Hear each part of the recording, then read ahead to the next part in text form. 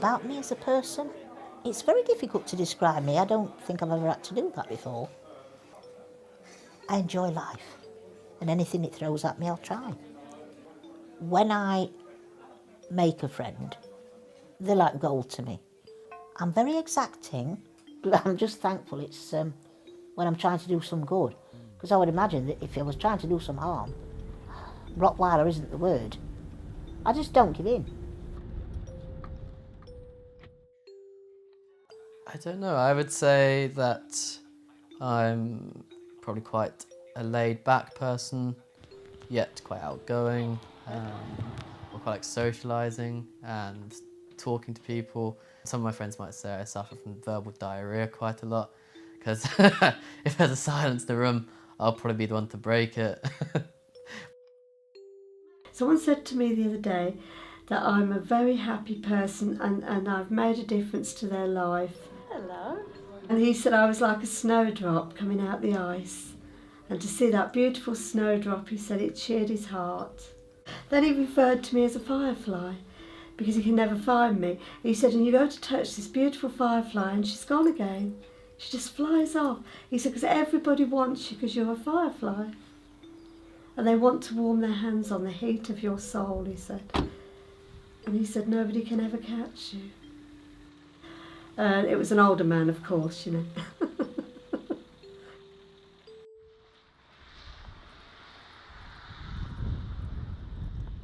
The Model Conversation is an oral history project. We're interviewing 20 people with various physical disabilities or long-term health conditions about their life stories from when they were born right up until the present day. One of the main aims of the project is to see how things have changed for people with disabilities or with health conditions as society has moved from the medical model of disability to the social model of disability.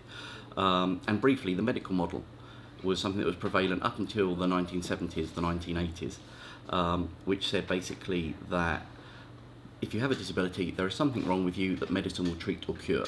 And what the social model says, and the social model is what we believe in here at the Cambridge Alliance for Independent Living, is that there is nothing wrong with the person, there is something wrong with society, and that if society can adapt, then there is no reason why somebody living with a disability can live a totally full and comprehensive life. The project is called The Model Conversation because we think that this is a subject that needs to be spoken about much more. I think that generally most people who do not have a disability are generally well-meaning, but there is a sense of almost embarrassment when it comes to engaging with people with disabilities. The idea of talking to the carer rather than the person with the disability. There's also a sense of not really knowing how to approach people, which I think can only really be broken down by dialogue. And that's partly what we're trying to address in this project. By asking people about their lives at great depth, and not just about their disability or health condition, we're getting a view of the whole person as a person, with the disability being only secondary. And I think that if we can get that concept out there and let people know that it's just about engagement, then we would be doing a lot to improve things, both for people with disabilities and society as a whole. Creating dialogue is never bad, and that's really how you solve every problem by the end of it.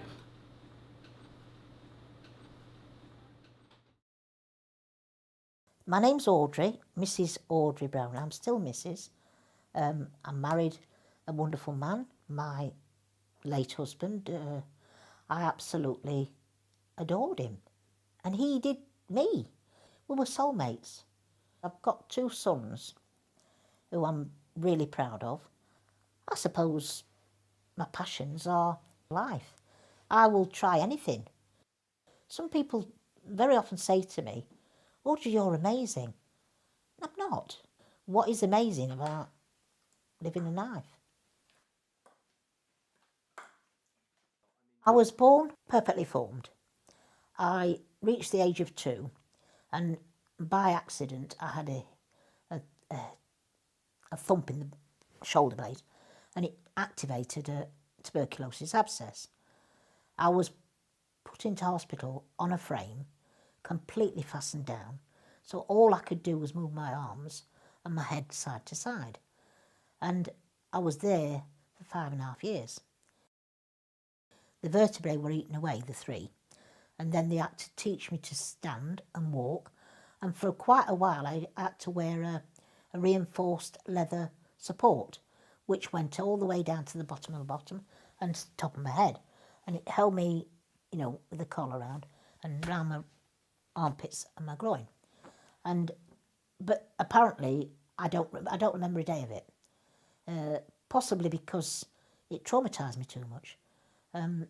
But I did learn to perceive other people, and I talked and talked, and I still can't stop talking. I'm not ever wanting anybody's sympathy. That is not me. I would shrink away from that at 60 miles an hour going backwards. I've always tried to do, I'm okay, I'm normal, I'm just like anybody else. I know I'm not unrealistic in that I know there's certain things I can't do, but I don't see myself as different, so I don't act any differently. Being disabled, which is a label that people put on you that's not, it's not necessary. It doesn't mean that you can't enjoy everything that you see or do, because I really do. I've got a love of life that it's outstanding, and I think it should be for everyone.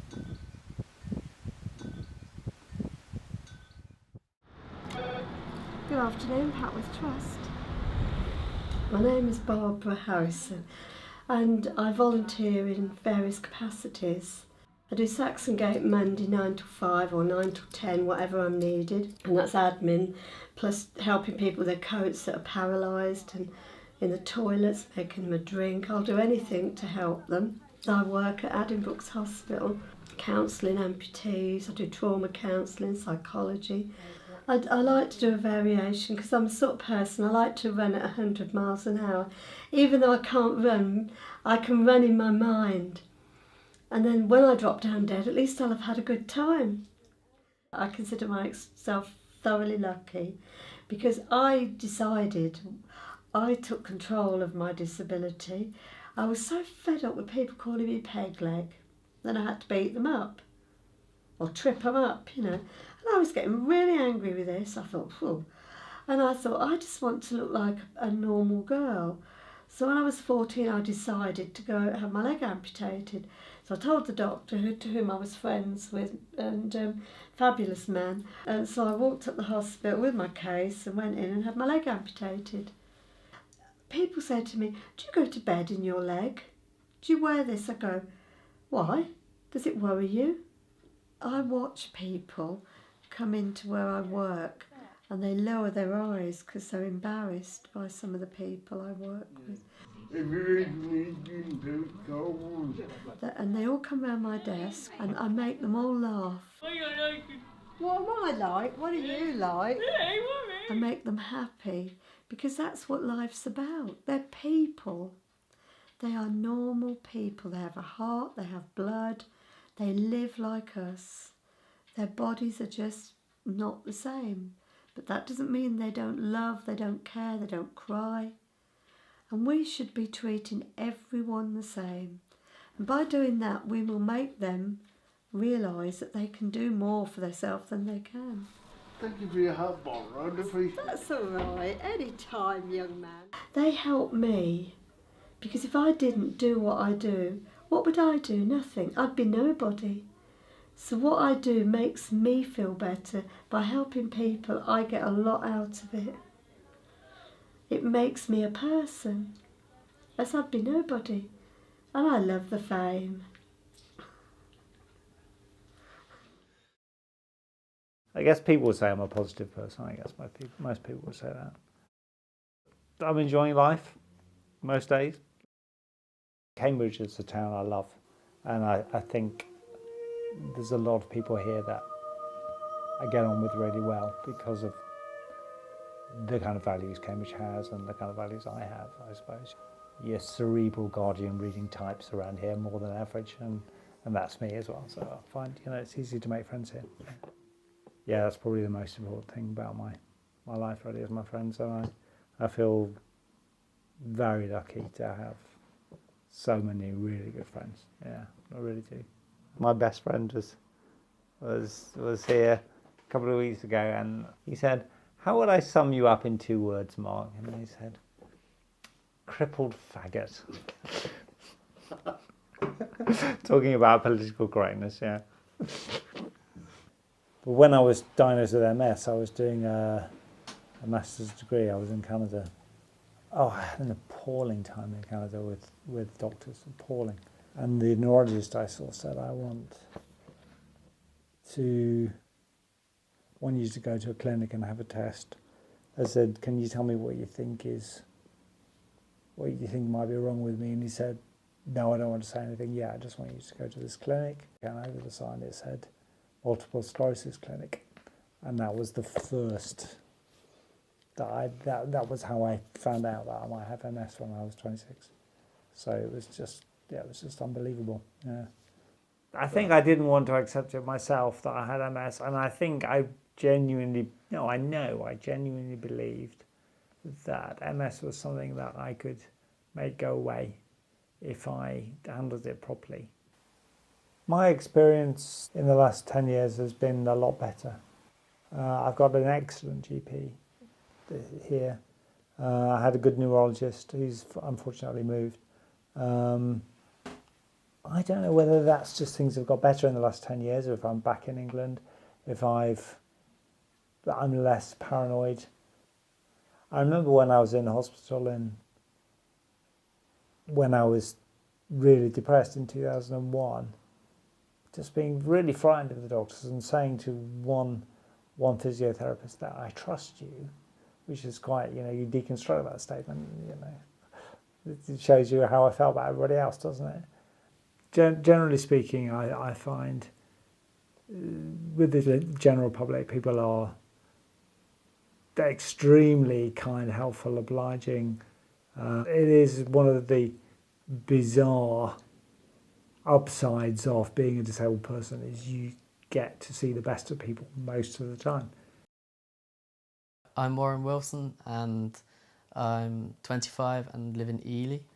And I guess I'm quite tolerant of a lot of different things. I'm quite easygoing, but then at the same time I like going out and doing things. I like going across the country, travelling a lot, and I like going to a lot of gigs, say music gigs, and I like going to the theatre and going to the cinema. I quite like going to watch a lot of stand-up comedy.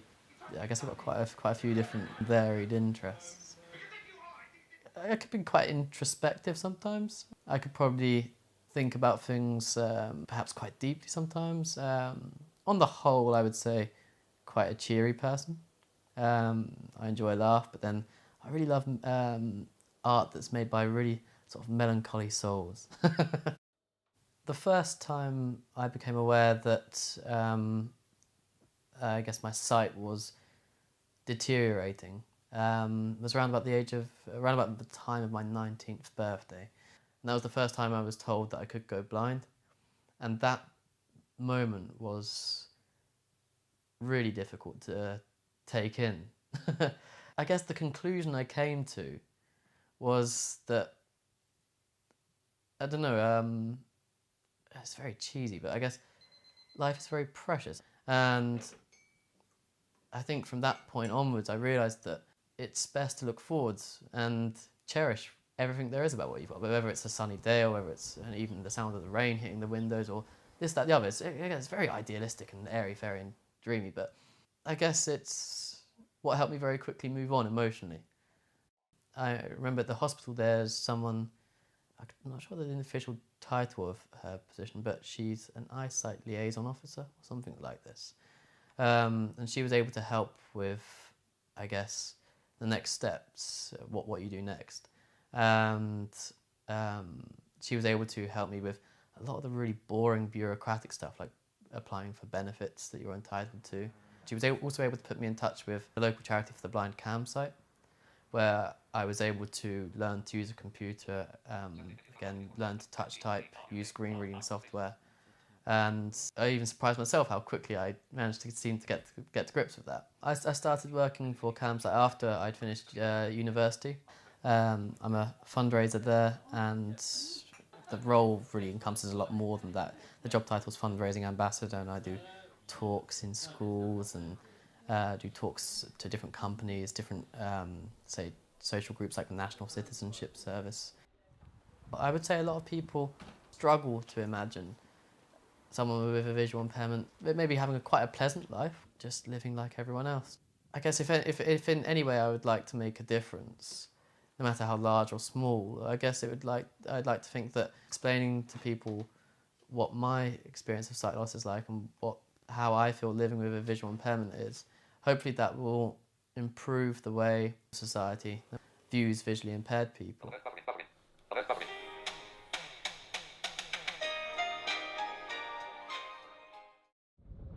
I go out quite a lot.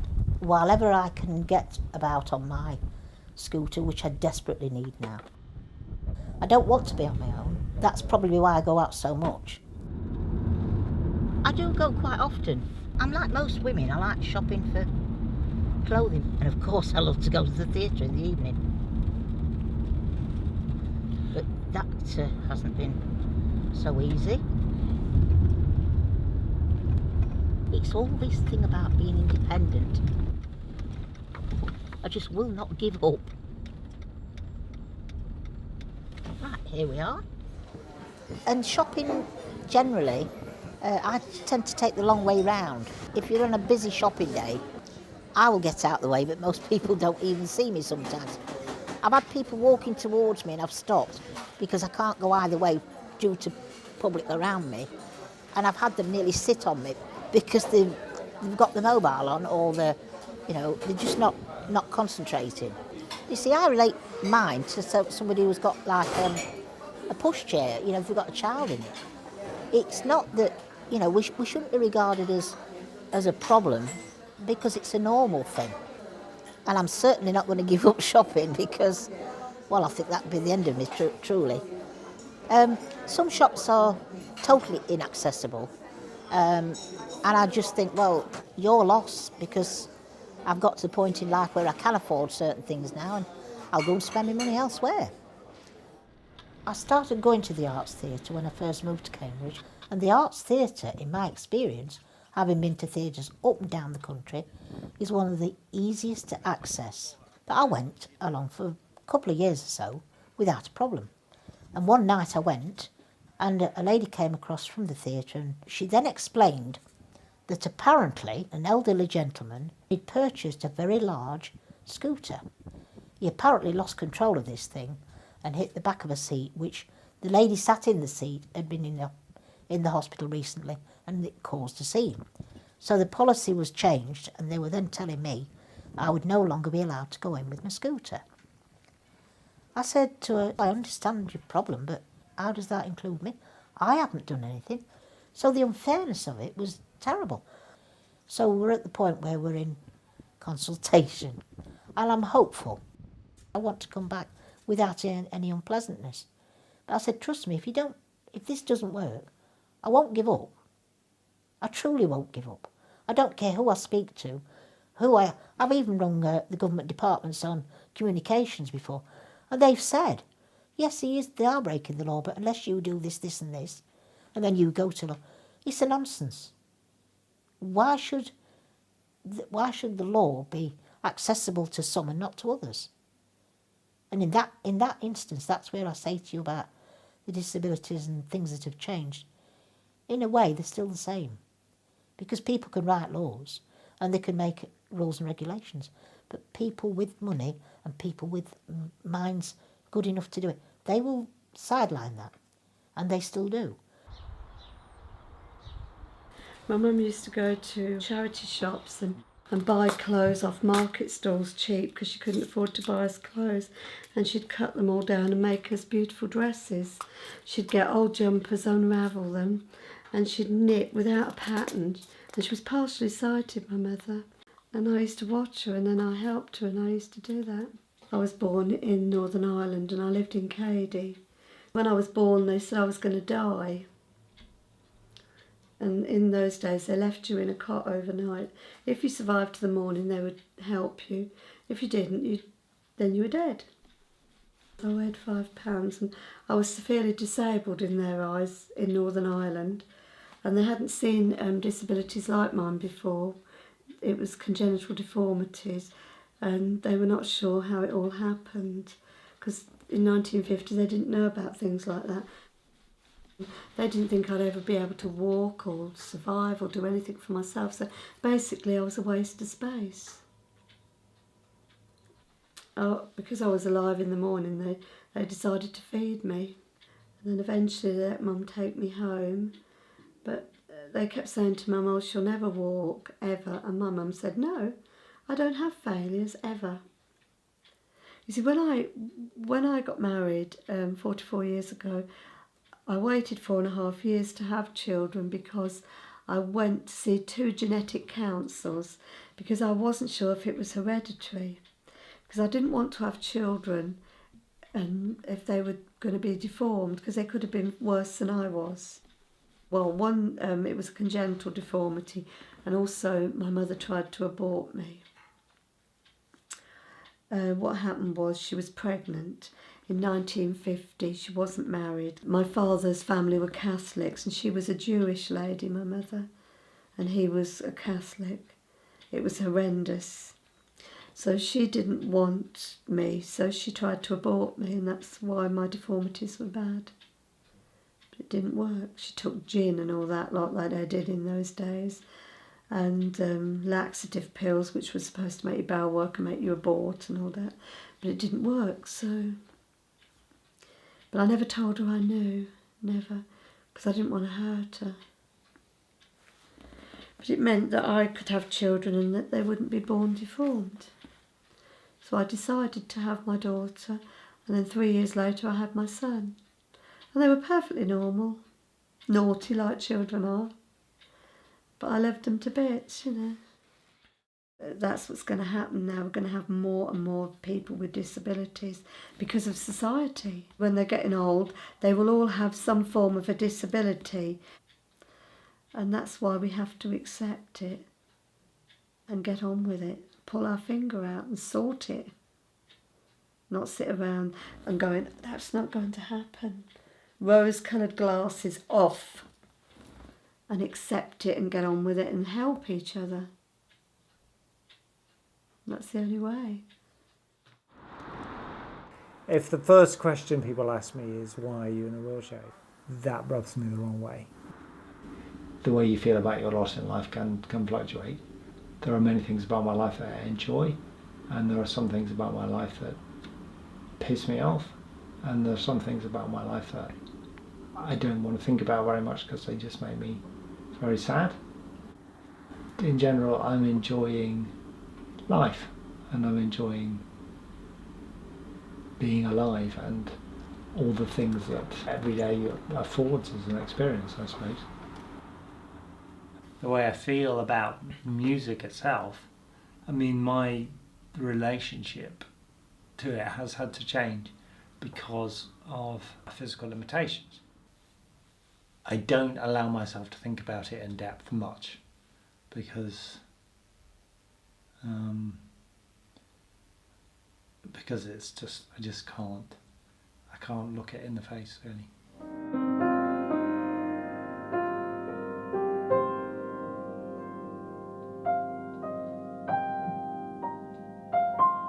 You know, if you said to me, "You can walk again," or "You can play the piano again," it would be a no-brainer. You know, there would be no question about that. You know, no hesitation.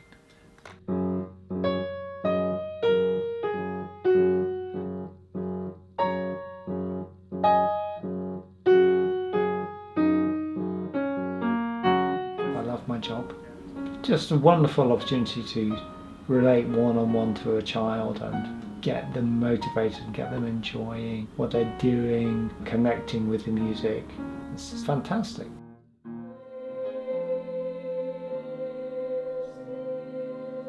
Enjoy the music, I enjoy my teaching, and conducting a choir is something I love doing.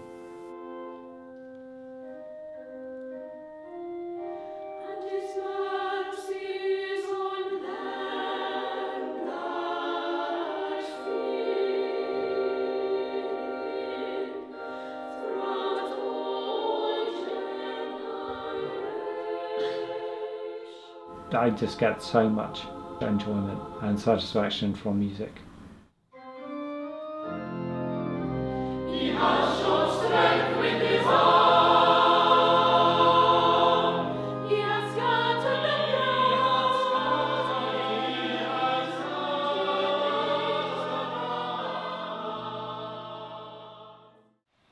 My biggest interest and biggest hobby is the Paralympic sport goalball.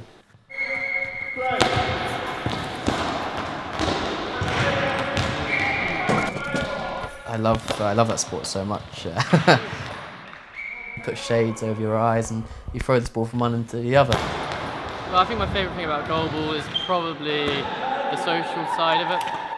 It's quite welcoming, quite friendly. Teaching the kids, that's fantastic. With some of the kids, it's just a case of just showing them that they can achieve, they can play sport, they can do something really well. A few people come along as players who are fully sighted. I might go into the primary school and do a goalball taster session or something like that and show, well look, sport can be completely inclusive, that this is how it's done. We met in a mutual friend's flat in South London. It was through this organised trip by this charity called Victor, which supports people, visually impaired people 29 and under, and the trip they'd organised was this trip to Sicily. We met on that holiday and then we kept in touch after that because we've got a lot of mutual friends, so we kept meeting up with like parties and other people's houses and things. I don't know, like you certainly make me laugh a lot, and I like to think I do the same. Personally, I don't really like to plan that much for the future. Just take each day as it comes, see how things go. Hopefully, I guess if I had one plan for the future, it'd be to continue being happy. Yeah, I'd like to continue being happy together, I guess. I think we're both quite independent people, and like independence is important to both of us. Someone asked me the other day what the worst thing about being blind was, and the only thing I could really think of was other people's attitudes, because I really think that that's the biggest disabling thing, because there's all kinds of technology now that can assist you with your daily life if you're visually impaired, and with other disabilities as well. There's all kind of adaptations that could be made, but it's people's attitudes and people's decisions that affect your life and how accessible stuff is and how successful your life is a lot of the time. Like someone's attitude towards you just in the street, or someone high up deciding what kind of education you get if you're a disabled child, or there's all sorts of examples. So I think the social model is more relevant in terms of people's attitudes and society's attitudes towards disability having a much bigger impact on your life sometimes than your actual physical disability. Do you think things have changed in your lifetime though? Because you've lived with disability for... Oh, thank you for that compliment. I know I'm the oldest, but there you go. well, for longer than I have, I would imagine. Probably, yes. Lived is the word. Right, okay. Lived. And have things changed in your lifetime? Not really. Have they not? No. Okay. Some things have changed for the better, but I find personally that it's people that change things, and people's attitude hasn't changed. I don't recognise the picture you paint of the world, to be honest. What's your picture of the world? I think most people I encounter most of the time treat me as a gay person, as a disabled person, pretty well. And they're eager to help, and if I'm going down the street, people move out of my way. You knock them over if they don't. Yeah. And you will face discrimination. You do. It's probably people's uneducated attitude. Yeah. It's fear, a lot of it as well. I sometimes don't think it's necessarily intentionally malicious. No, it's not. It's quite a subconscious thing, They're I think. frightened of not Yeah. knowing how to treat you. A lot of it is fear. It is. But the only things that do antagonise me is the fact that when I've had a conversation with someone, and then they still regard me as subnormal and talk to my friend and want her to pay for the bill. Well, You should go let ahead. her pay, Yeah. and took it home. I've had it before where someone's decided to speak to my friend instead of me. Yes. And this is what- the reason why I did that is because I had my cane out and she didn't. She was blind as well. I don't know, I think for a start, I think a more positive portrayal of disabled people in media and popular culture, all these sorts of things. I think even the charities that are sometimes there to represent and be there to support disabled people are guilty of putting across an image of disabled people for, say, fundraising purposes. Maybe a sob story or something like that, something that's really awful, someone crying because they've recently become disabled or because their life's really hard. And I fully agree with what it's exactly We don't what want we're saying. sympathy or pity. It's we a want to be media treated thing. like though. normal, like everybody else. Yeah. Because But we it's a- are. Yeah, but it's a media We thing. are. The media have got control, Yes. and if they want to portray us as lost causes and sad, that's what we'll get. You could see a person with a disability in the media who was there because they had some other identity. Yes. Because Don't identify me by my disability. because they were doing this particular job, or because they, rather than they were there because they were disabled. And the other thing is, 'cause there's 4 of us here, and I've not met a more positive attitude in a long time. I'm sorry, Warren, it's just not. I'm going to say it how it is, love. You're not a bad-looking dude. You're a good-looking lad. You Exactly. I'd say I'm pretty bad at you're looking at okay, it. don't worry. We're not pulling you, so you're safe. You're all right. We're too old and knackered, so you're okay. Excuse me. Don't you start. Audrey's no, she's on the pull. I'm not on this.